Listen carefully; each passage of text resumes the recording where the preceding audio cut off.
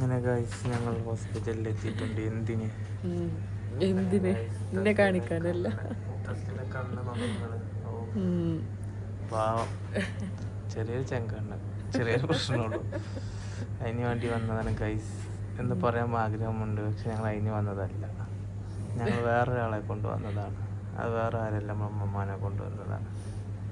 തസ്ലിയുടെ കണ്ണ് ഇതൊക്കെ നോക്കുമ്പോൾ പണ്ട് എനിക്ക് ഇതെന്താ ഇങ്ങനെ നോക്കുമ്പോൾ എന്താ ഓർമ്മ വരുന്നില്ല. പണ്ടേ നമ്മള് സ്കൂളിൽ ആയിരിക്കും ചെങ്കണ്ണ് വന്നു കഴിഞ്ഞാല് ഇജിപ്പം എന്നോട് എപ്പോഴും പറയണില്ലേ കണ്ണുക്കോക്കണ്ട കണ്ണ്.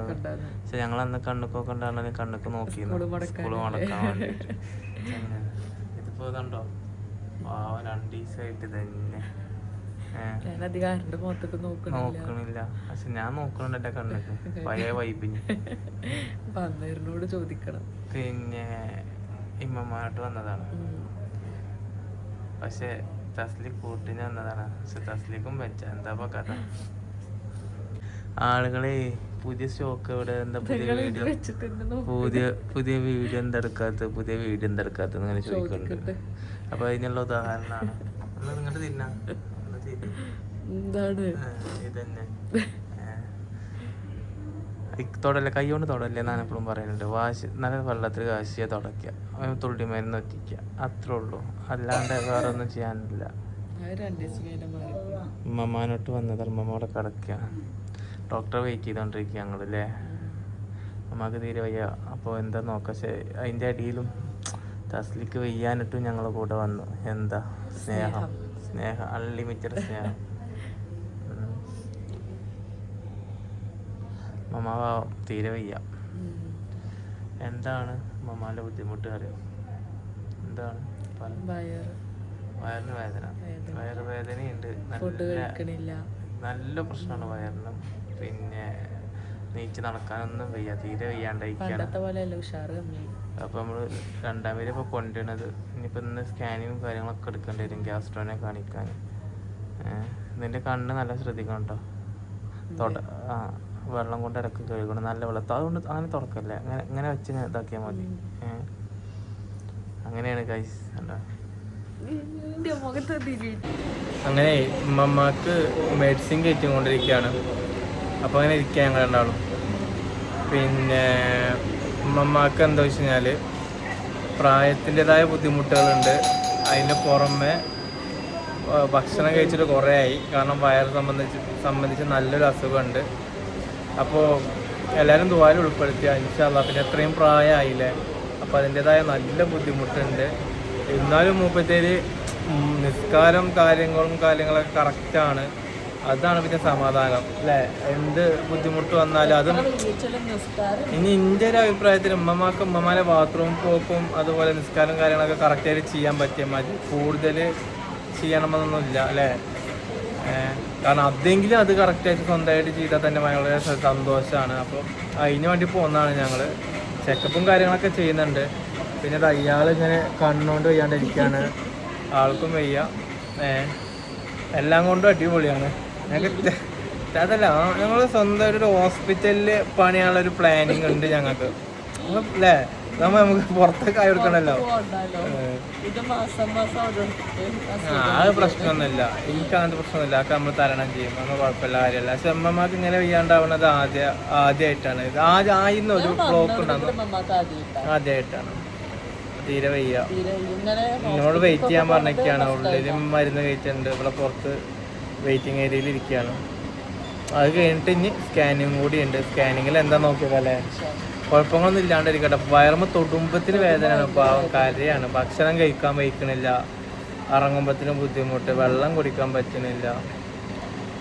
ഞങ്ങൾ ഉമ്മ പെട്ടെന്നൊന്നും പറയില്ല, ഹോസ്പിറ്റലിൽ പോകണ ഇഷ്ടമില്ലാത്ത ആളാണ്.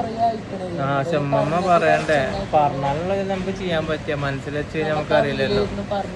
എന്തായാലും നോക്കട്ടെ. ഈ പ്രായമായവരൊക്കെ നമ്മൾ പൊതുവെ എല്ലായിടത്തും അസുഖങ്ങളൊന്നും പറയില്ല. ഓല മരുന്നുണ്ടാവും, ഓലൊരു നാട്ടുവിദ്യ അതൊക്കെ പ്രയോഗിക്കുക. അങ്ങനെയൊന്നും ചെയ്യാൻ പാടില്ല. ഹോസ്പിറ്റലിൽ പോകേണ്ടടുത്ത് ഹോസ്പിറ്റലിൽ പോയി തന്നെ വേണം. ഇപ്പോൾ കുറച്ച് 2 ദിവസമായിട്ട് വീഡിയോ ഇല്ല. കടയിലത്തെ ഈ പ്രശ്നങ്ങളൊക്കെ ഒന്ന് സോൾവ് ആവട്ടെ. സാധനം സ്റ്റോക്ക് ഇഷ്ടംപോലെ കിടക്കുന്നുണ്ട്.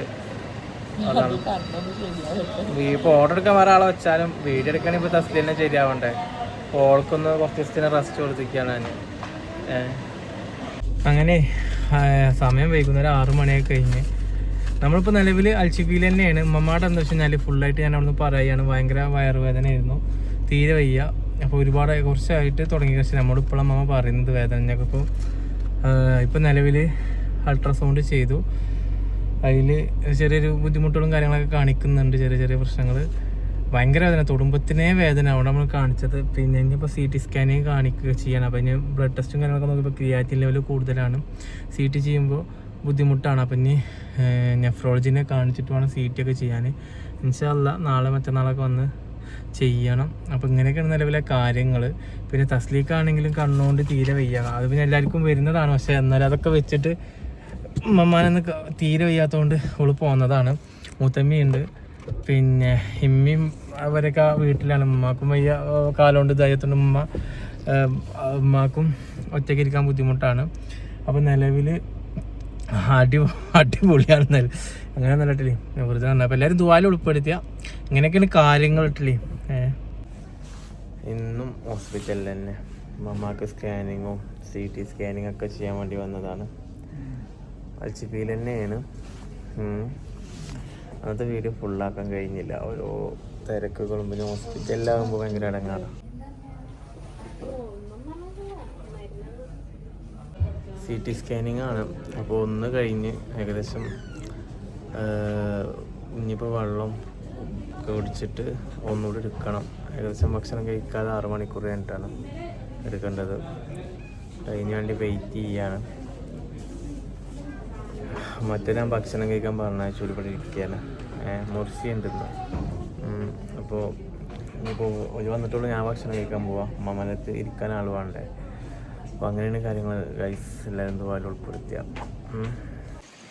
പിന്നെ അങ്ങനെ ഉമ്മമാനോട്ട് ഇന്നലെ CT സ്കാനിങ്ങൊക്കെ ചെയ്ത് വന്നിട്ടുണ്ട് കേട്ടോ. പിന്നെ റിപ്പോർട്ട് ഇപ്പോൾ എന്നാ കിട്ടിയ ഞാൻ അത് പോകാൻ നിൽക്കുകയാണ്. അതിന് മുമ്പ് ചെറിയ വേണമെന്ന് പറഞ്ഞിട്ട് വാങ്ങാൻ പോയതാണ്. കാരണം ഉമ്മ അത് ഭക്ഷണം ഇറങ്ങണില്ല. പിന്നെ ലിവറിൽ ഞാൻ കറക്റ്റ് ഡയഗ്നോസ് ആയിട്ടില്ല.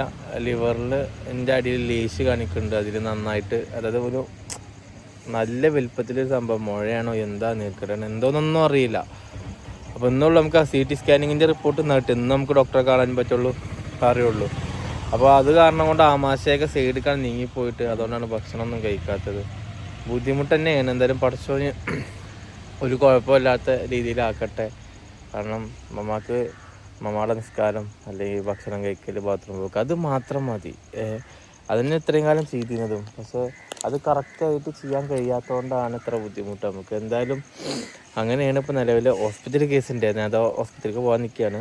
അതിന് മുമ്പ് നമ്മൾ വീട് പണിൻ്റെ കുറേ ആൾക്കാർ ചോദിച്ചിരുന്നു. പിന്നെ ഷോപ്പിലത്തെ വീഡിയോ വരാത്തത് വേറെ ഒന്നല്ല. ഒന്നാമത് ഉമ്മമാക്ക് വയ്യ, രണ്ടാമത് തസ്ലിൻ്റെ കണ്ണിപ്പോഴും ശരിയായിട്ടില്ല, അതുകൊണ്ടാണല്ലേ. ഓക്കെ, അപ്പോൾ ഞാൻ വീട് പണി എന്താണെന്ന് ഞാൻ കാണിച്ചു തരാം. ബെൽറ്റ് വാർപ്പ് കഴിഞ്ഞ് ഇങ്ങനെ ഇട്ടിരിക്കുകയാണ്. മണ്ണൊന്നും ഫുള്ള് ഇട്ടിട്ടില്ല. കാരണം അമ്മമാർക്ക് വയ്യാണ്ട് സ്റ്റോപ്പ് ചെയ്ത് വെച്ചിരിക്കുകയാണ്. നിലവിൽ സ്റ്റോപ്പ് ചെയ്ത് വെച്ചിരിക്കുകയാണ്. ഇൻഷാ അല്ലാഹ് തുടങ്ങണം. പക്ഷെ അമ്മമ്മയുടെ ഈ സാഹചര്യത്തിൽ ഫുള്ള് ഹോസ്പിറ്റൽ കൂടിയും കാര്യങ്ങളൊക്കെ ആയിട്ട് നമുക്ക് വീടിൻ്റെ ആണെങ്കിലും ഷോപ്പിൻ്റെ വീഡിയോസ് ഒന്നും ഇടാൻ പറ്റിയിട്ടില്ല. പുല്ല് മുളച്ചൊന്നും നോക്കണ്ട കേട്ടോ. അത് കുറച്ചായി, ചീരക്കട വലിയ ചീരയിക്കൂടല്ലോ അങ്ങോട്ട്.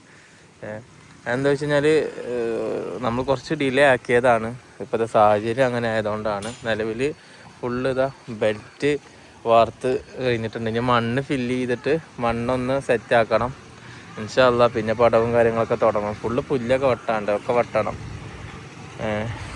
ഇതാണ് നിലവിലെ അവസ്ഥ കാര്യങ്ങൾ. അതുപോലെ വേസ്റ്റും കൂടി കുത്തി കഴിഞ്ഞാൽ ആ മണ്ണ് ഇതിക്ക് ഇടാന്ന് കരുതിയിട്ടാണ്. എന്നാൽ പിന്നെ പുറത്തൊന്നും മണ്ണ് എടുക്കേണ്ട ആവശ്യമില്ല. പിന്നെ നമുക്ക് മെയിനായിട്ട് എന്താ പ്രശ്നം എന്ന് വെച്ച് കഴിഞ്ഞാൽ നമുക്ക് വെള്ള സൗകര്യം എന്ന് പറഞ്ഞു കഴിഞ്ഞാൽ കിണർ നമുക്കില്ലല്ലോ. ആദ്യം തന്നെ അവിടെ നമ്മൾ ജലനിധിയാണ് ഉപയോഗിക്കുന്നത്. നല്ല സ്ഥാനം കിട്ടുകയാണെങ്കിൽ കിണർ കുത്താനാണ് ആഗ്രഹം. കോയൽക്കിണറിനോട് താല്പര്യമില്ല.